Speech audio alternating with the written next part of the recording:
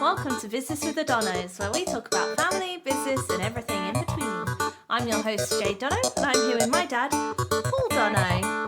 And today we're talking about why personal branding is the new small business marketing goldmine. Blimey, That was a mouthful, wasn't it? Personal branding. Yes, that is what we're talking about. So, Not like company branding. well, that's the thing. Right. It should you be doing personal branding and company branding? Should you be doing company branding? Should you be doing just personal branding? Who knows? So is it like today in my socks, which are my company colours? You do. Dad is now showing his socks. He's put his foot with his trainer on my windowsill, and Well, Django's standing on it. Django is also on the windowsill. And it's But not been still, dusted. it has been dusted a while ago. Anyway, that's not the point. He's showing you all his socks. They can't see it. They can't see it. This is a podcast. Okay. But it is a new era, I think, of marketing where personal brand is more effective than company branding in some cases. Yeah, but can't they overlap? They can overlap. It's like my personal brand might be my pink socks, but that is also linked to my company. Yeah, so it can overlap, Okay. but it is a case of needing to have a personal brand as well, Right. I think. So look at like Richard Branson, for example. He is his own personal brand, Yeah. but he's got lots of really good companies. Yeah, well, mildly better than us. Mildly. Yeah. So, basically, traditional salesy marketing Yeah. is losing its touch. It's losing its return on investment for small businesses. So people buy from people. People buy from people. Yeah. Okay. They absolutely do. And in an era of social media and things like that, people want you to be genuine. And they don't necessarily want to see a company. They want to get to know you as a person and an individual before they buy from you. So if people want to get to know me, it's quite easy, isn't it? Just go and play golf. Which is your personal brand all over. My personal brand. Paul likes golf. Paul likes golf. But that's... yeah. So... And cooking outside. And Man of cooking people that speak to me about that. Well, yeah, people like to buy from people. So Yeah. it is a case that a personal brand is huge.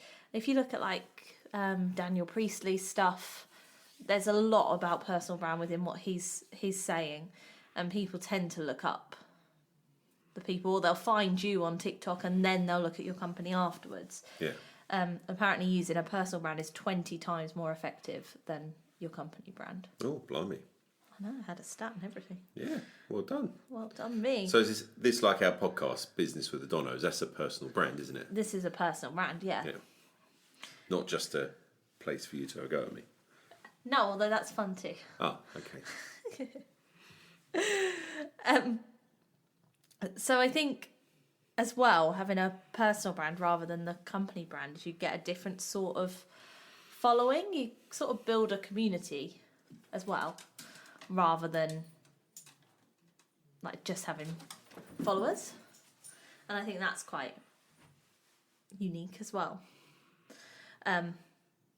My next point is that being polished is actually a bit of a barrier in 2026 at the moment with trust. So if you've got a really fancy business video, people are actually preferring to watch the sort of makeshift ones that people are doing on their phones. They don't always come over as authentic, do they?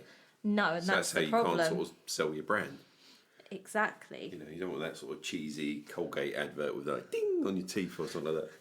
No, but that used to work. So 10 Yeah. years ago, you would have absolutely had that video. You might not have had a video at all, but if you had a video, They did it have would have been... videos back then. Yeah, but there weren't as... Now you sort of need to have the marketing videos, whereas before people didn't really have the platforms to watch them on unless you had them on the telly. Yeah. Or listen to them on the wireless. You're showing your age here. Well, you know. So I am going to be older than you, aren't I? Because, like, obviously, you are my daughter. You are pregnant. it's true. So, you know, I'm not going to be, like, 21 again, am I? No, still the wireless. Wireless, You'll be talking about fax machines and all sorts soon. Yeah, they came after the wireless. Okay. Who knows? So, if you're a owner of a business, you are the face of that business, whether you sort of like it or not. Yes. So I do like it, by the way. no one can tell. But you are the face of that business. Yeah. And so use it to your advantage. I think there are some arguments that if you are then the face of the business, like how do you then, because we did the podcast about being exit ready, like would the business then depend on you? Well, this is where you have company branding as well. Yeah. But your personal brand can help build that business and other businesses if you so wish. Yeah. So your personal brand, whilst linked to your company, isn't directly linked to your company. It is literally you promoting, what you do and people buying into you. Yeah, people buying into you. And they don't even have to, like, the whole thing with the personal brand as well is that you're not salesy. So you're not going on your Instagram and being like, buy from me. Buy my stuff. Buy my stuff. That's absolutely not what you want to do. You want to be seen as a educator or somebody who really knows what they're talking about. An interesting person. But your personal brand, when you're out in public, has got to be consistent, hasn't it? Yeah. Because, I mean, I heard a story this morning about a politician that was on quite a contested seat. And he was in a restaurant, went to pay the bill, was a bit of a plonker, really nasty to the waiter, etc., etc. And they lost that seat in that particular town by 7 votes, which could well have been that young waiter, waitress, Yep. saying to their mates, don't vote for this person, they're an idiot. So your personal brand, you can easily get tarnished. Yeah, you absolutely can. I mean, James Corden had the same thing, didn't he? He went to a restaurant, it was horrible to the waiter, Yeah, it went absolutely. viral. Yeah, and his brand was hit. And so his you've got to be brand was careful hit. of how you act out there if you're building your own brand. Yeah, and it's got to be consistent, and you've got to be ready for people to know your business as well. Well, whatever you want to share, you don't have to share everything about your life, but you want to be relatable, and you want people to think you're a person and not a sales tool. Because if people think you're selling to them, they'll automatically switch off. I remember when we first took on Twitter at the time, and it's now, what is it, X or something? I don't really go on it much now. But people say, oh, why are you talking about, walking the dog and all that sort of stuff? And they say, well, you're not going to sell anything on that. And I'm like, no, but I wanted them to see that actually accountants aren't just in grey suits with ties and shirts and talking about tax all the time. We actually do have a life. and I suppose that's where I sort of laugh and joke over being, playing golf and that, don't I? It's like, that's part of my brand. I enjoy it. Yeah, which is fine. I hardly ever talk about tax. No, he doesn't. Although, when we get on this podcast, that's all he wants to talk about. Well, so buy my stuff. I have to give a pep talk to Dad before the podcast. Don't sell. Yes, okay. Which is very counterintuitive, I think. So if my growth coach at Goldman Sachs seeing Penny was listening, she'd be going, yes, and that's what I told him about his presentation. Yes, Penny. And guess who had to fix that presentation? That was me. I'll tag her in this after. Okay. She'll laugh at that. So I think, and this doesn't apply to Dad at all, a lot of business owners really cringe at having a personal brand. Oh. Not Dad. He's like, show me the camera. But, there's a lot of people that cringe at it, and I understand why. But you can think of creative ways to have a personal brand without it being cringy. What do you mean cringy? Well, if you're doing a video that's you talking to the camera, right. People don't like doing that. Okay. We've heard it. We've spoken to people about personal brands before, and they're like, oh, no, I don't want to be on camera. Okay. Well, we're not. We're on a podcast. exactly, there's other ways to build your personal brand that doesn't involve being on the camera. Yeah. But equally, it is keeping it up and keeping consistent, and showing up.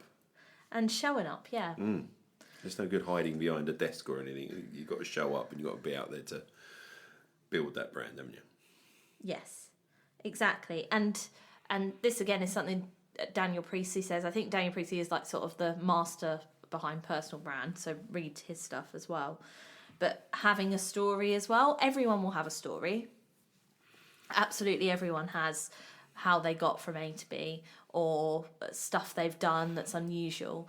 It's write that down and really have that story ready to tell people. Have your sort of pitch that's not salesy.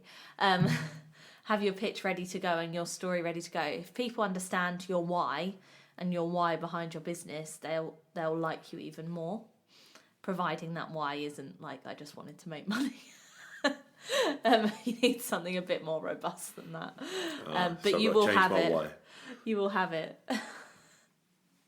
You can't say that. Why not? Because. No, I know what my why is. Okay. Yeah. What is it? It is to make business owners understand their numbers and grow with us. That's our why. But that's not my personal brand why. What's your personal brand why? I haven't got a clue. Oh no! You need Play to more golf. You need to think of that. Yeah. You need to think about that. But you have a good story because you had a business that didn't go to plan. No.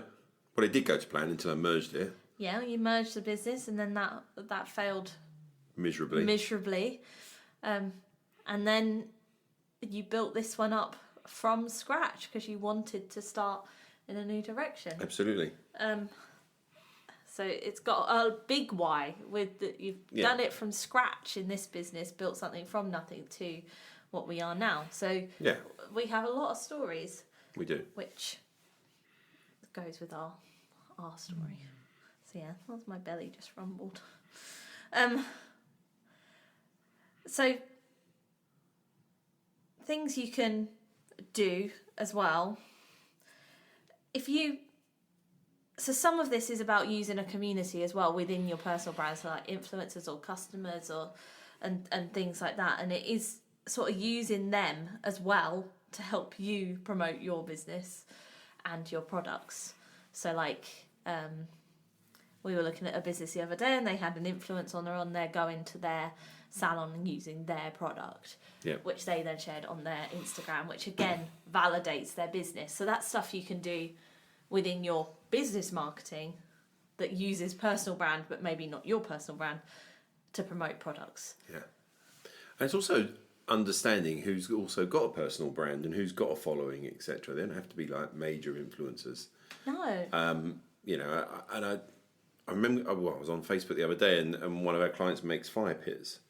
And they'd put something up, they're really chuffed with their fire pit that they'd been given, they'd actually made it into a waterfall.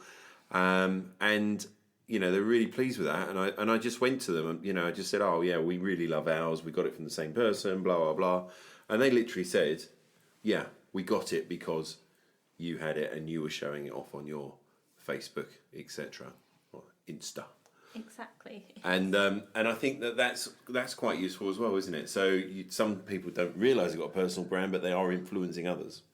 Yeah, exactly.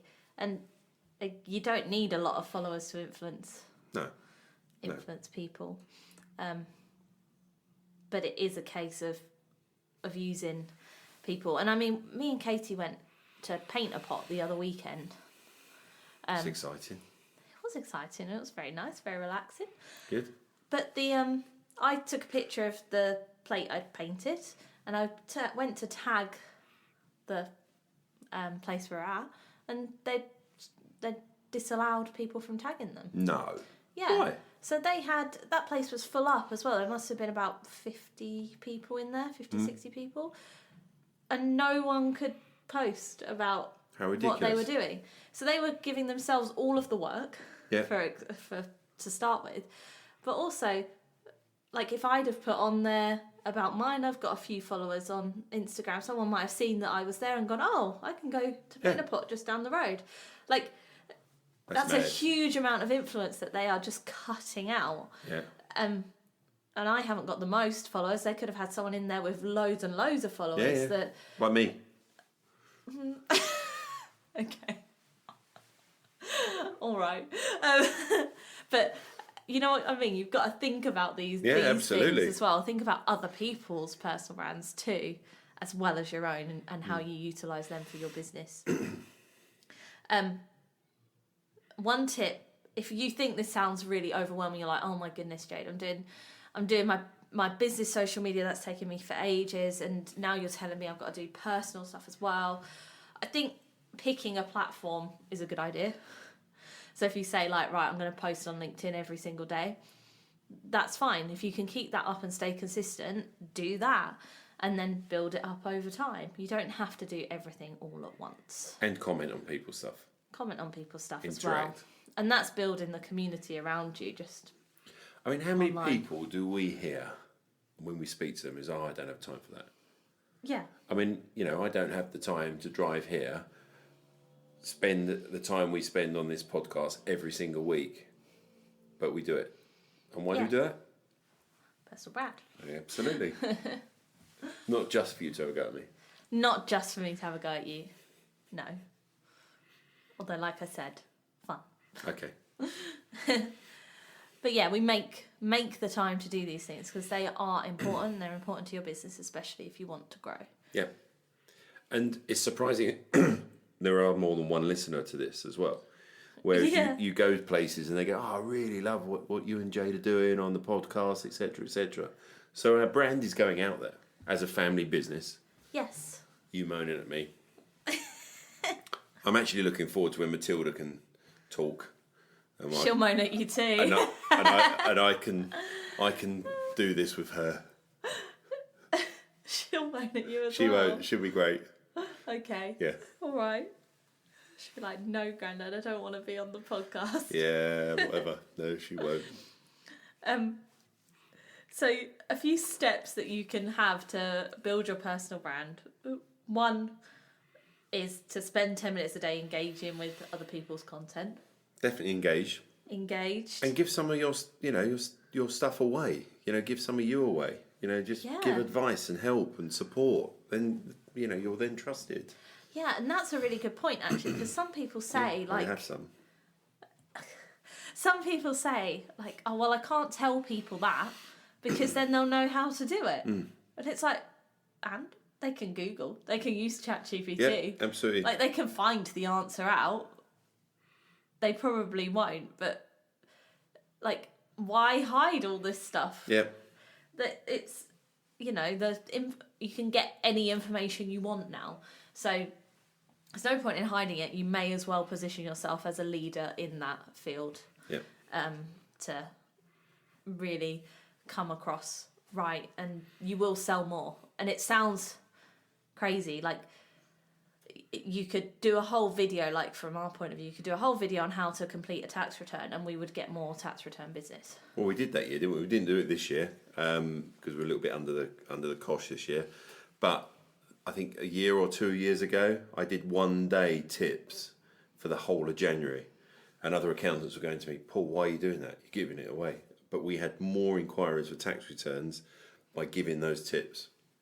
Yeah. Because, whilst we might take it for granted, it is a complex process. It's just we've been trained to do it. Yeah. We make it look easy. Exactly. And people, they don't necessarily see it as, oh, I'll copy that and do it myself. Some people might, but other people think, oh, that person knows what he's talking about, so I'll message them. Yeah, absolutely. And I'll get them to do it. Yeah. That is more what it looks like. If you think about your own psychology of looking at people, you look at the people who know what they're talking about. You wouldn't pick someone who's an unknown. Well, apart from my mate down the pub. Yeah, but then that's your mate down the pub. Yeah, but that's not the unknown to them. That's the very absolutely. much the known, and that's why they listen to them. Which is a problem. More than a problem. So one of my other tips is don't overthink the content. Just film what you're doing, and well, the listener can tell we don't overthink the content sometimes on here. I write notes and plan. I just help and assist. You just help and assist. But really, don't overthink the content. Just do it. Like, just... And the more you think about it, the more you'll put it off and you'll never, ever do it. You'll never get to it. You'll be like, oh, well, I just need to tweak this and I just need to tweak that. Oh, my goodness. Just go ahead and do it. If you've got a smartphone, you can film a video. You can edit a video within platform like TikTok or Instagram. You can write a post. Like, it's really easy to do. I think as well, there was a stat, I can't remember the percentage, but it was very low. It was like either 5 or 10%. Like that on YouTube and LinkedIn, it was either 5 or 10%. I can't remember which one, but still very low. That is the amount of people that are using that platform who are actually posting. So yeah, no, the stat was really low. I remember seeing that myself. Yeah, so you need, if you're not posting on there, you're one of the like 90% who are sitting there just viewing. So you may as well be one of the 5 or 10%. And my next tip is consistency versus intensity. So if you want, like, if you're going to do it, do one authentic one per week rather than 5 AI ones that have taken no thought. Yeah, don't use the AI stuff. You can use AI to help, obviously, but you want it to be authentic. Absolutely. That's the whole point. If you're just writing into ChatGPT, write me a LinkedIn post and then copying and pasting what it says, people are going to know you're disingenuous straight away. Yeah. So if doing a post a day is too much, do one post a week to start getting a good habit and then build it up from there. Authentic. I haven't put my post on today. I need to do that. I'm going to do one at the boardroom table, our new chairs. Oh, okay. We do have new chairs. They're much nicer. They are. So one thing I want, if anybody's listening to this, I think the challenge for this week is to post one piece of content that has nothing to do with your service on your personal brand. Share or potentially share a lesson you've learned from a recent mistake or a behind the scene look at you and how you run your business, or a day in the life video. Do something like that on your personal brand and then respond to every single comment to start a conversation. Yep. So just one post is the challenge before our podcast next week. Okay. Are they going to tag us into it? Hashtag? You can have a hashtag with us on, Business with the Donos, to tell us that you've done it. But you need to do it. That's your challenge. Absolutely. That is your challenge. So, now we've done talking about personal brand. What is your unfiltered minute? Because you wouldn't tell me it before the call. I wouldn't. So the unfiltered minute only started about, what's the time now? Yeah, about an hour and a half ago. You're looking like scared. That's like when you got here. No. So I had a call with a potential new client. Yeah. And they've got a few little tax issues. Oh, no. So me being me, looked at the whole scenario, looked at their family life, etc., started asking questions. And this person went, it's just like being at a confessional. And then they said, you are the accounting priest. I just thought that was hilarious. And I did say to this person, I'm going to use that. And then Katie went, yes, Dad's written that down already. So if you want to come to confessional, and it was quite interesting because, without giving anything away, the income thresholds were being hit all over the place.